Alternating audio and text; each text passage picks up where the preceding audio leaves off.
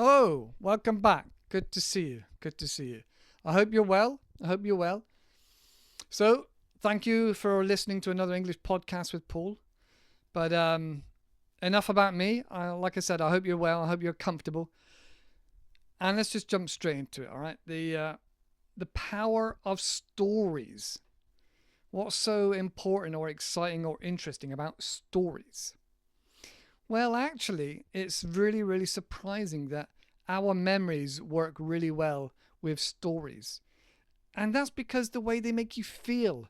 If you watch any Disney film, or Pixar film that's kind of audiences to be children, is aimed at children, the film is all about a beautiful, amazing story that makes you feel happy and then sad and then happy and excited, and it gives you a roller coaster of these emotions, and you kind of really get connected to the characters because your brain and your personal, I don't know, your personal identity wants you to try to identify with that character.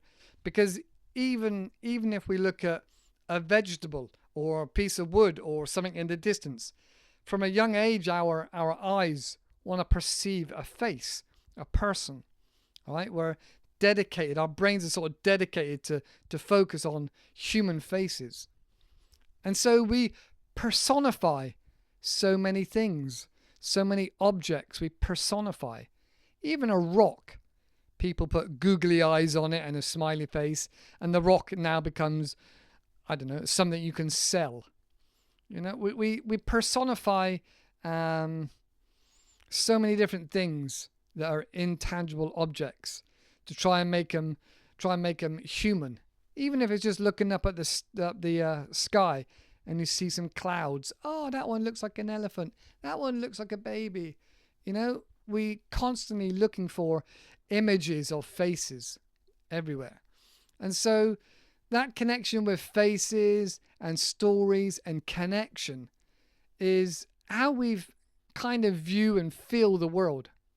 Yeah, probably how we feel the world. So watching TVs and dramas and movies really make us feel sometimes, especially if we're feeling a bit low ourselves.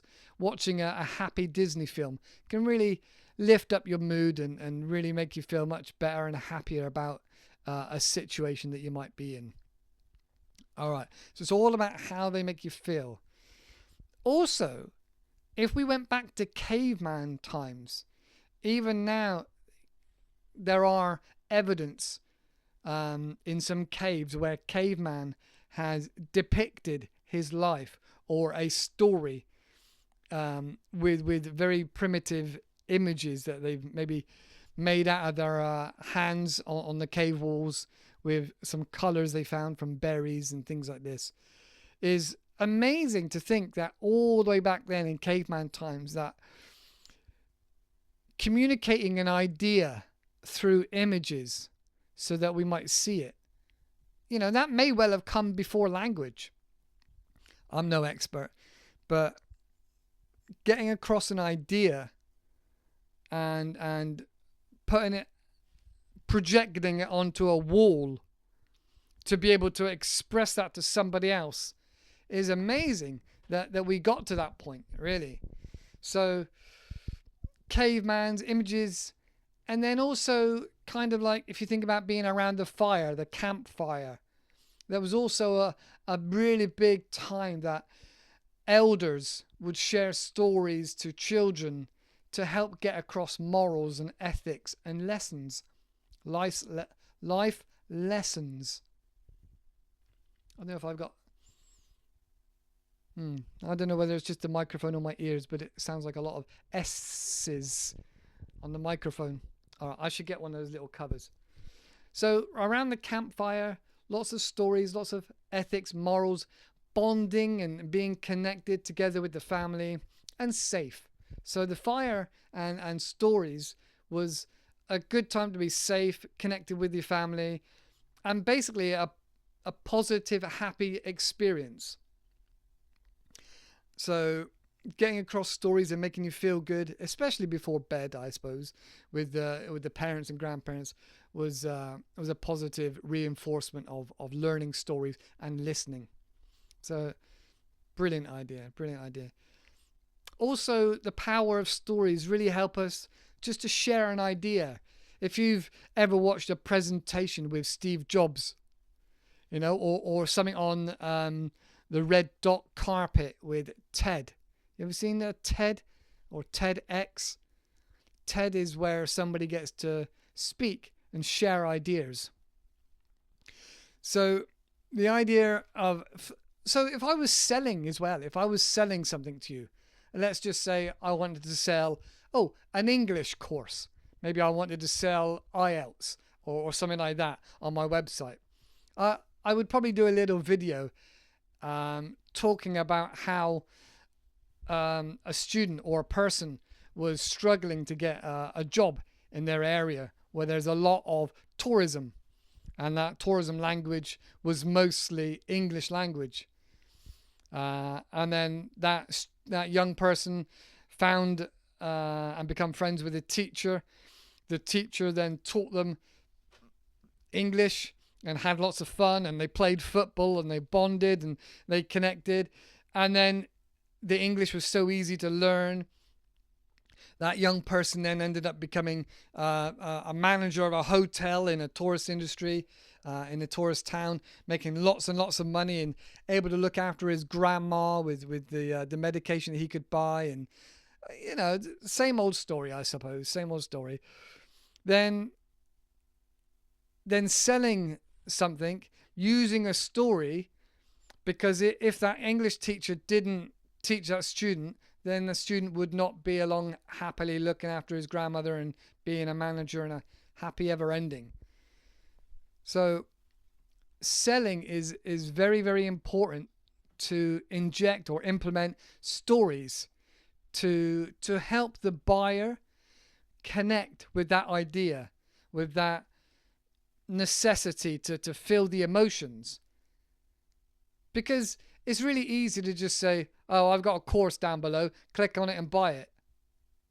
But that doesn't help you connect with trust or with legitimacy or with, I don't know, lots of other bonding things that happen around a campfire when there's a story being told.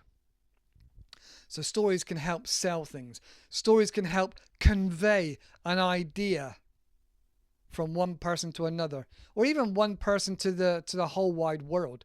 Maybe Mother Teresa or Gandhi or the Pope or any influential figure can express themselves into a camera, and it can go across the world.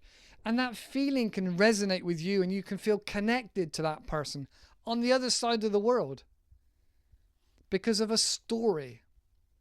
So stories are like glue, the glue of society, helps bring everything together. Okay. So maybe the next question you might ask would be, well, what really makes that story, and how can I use stories? You might ask. Well, I prepared for this. So what makes a story?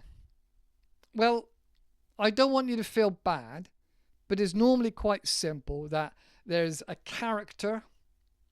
The character has an issue or an adversary or a problem.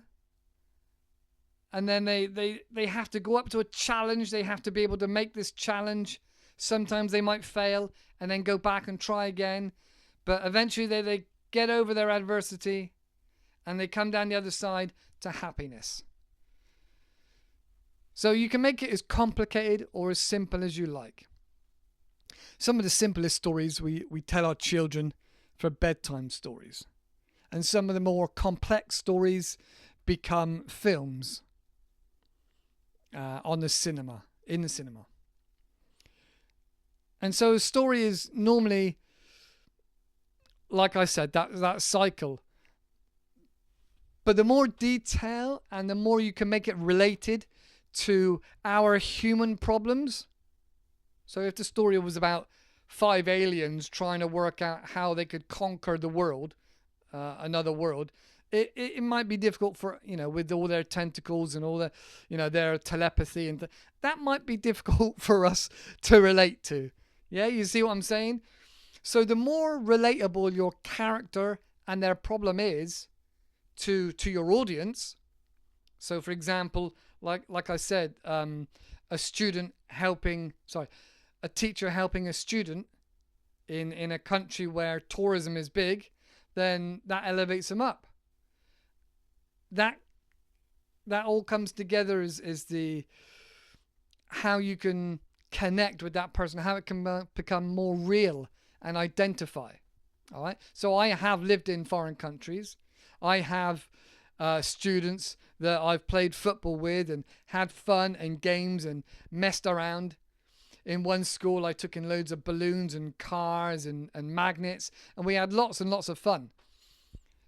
And those students would remember me for quite a while, not forever, but for quite a while, because it was different. It was fun. It was silliness. And so having that connection, whether it's humor or shared sadness, that really helps with the glue, with the story. And that's kind of what you got to try and put in to your message. So if you wanted to get a message across about, I don't know, the plastic in your country, the plastic in the oceans and rivers in your country, I'm sure there's already a story now about a turtle that gets caught on some plastic, and how some volunteers came to the beach and found the turtle and managed to get all the plastic away. And so now every week volunteers come around and they keep the beaches clean and tidy. So now the turtles are happier and safer and better. And it also helps the tourism. And so everybody all wins together. So it's not as hard as you might think to implement a story into your message, or to what you want to share, or to what you want to highlight and bring to people's attention. Maybe it's none of that. Maybe it's one of your family members died of cancer. And so you want to elevate awareness by wearing maybe a pink ribbon and run across, do a marathon, or climb one of the mountains, to raise awareness, maybe even to raise some funds, some donations. Maybe that's important to you. And raising that awareness and help more people by you overcoming a challenge. Maybe that's your message. So, quite simply, the story is an average person that you can connect with. They have a problem or an issue. They overcome that problem and issue. And then you get to see the happiness and the results of that fruit, or the fruit of their labor, at the end of that. So it's kind of like a 4-piece cycle, 3 or 4-piece cycle. All right. And to put that in your message, then you have to make it as connecting and as realistic to your audience, to the people you want to connect with, as possible. All right. And that's really it. It's that simple. But like I said at the beginning, the power of stories is massive. It's used in marketing and selling. It's used in communication, language. It's just used in lots and lots of avenues and different industries in different ways. So, let me know in the comments, do you have a favorite story? Mine is Peter and the Wolf. Ever heard of Peter and the Wolf? Interesting story. That's my favorite. So, if you got a favorite, put it down in the comments below. I'd be very interested to find out. All right, that's it for this time. I'll see you in the next video. Take care. Thank you and goodbye.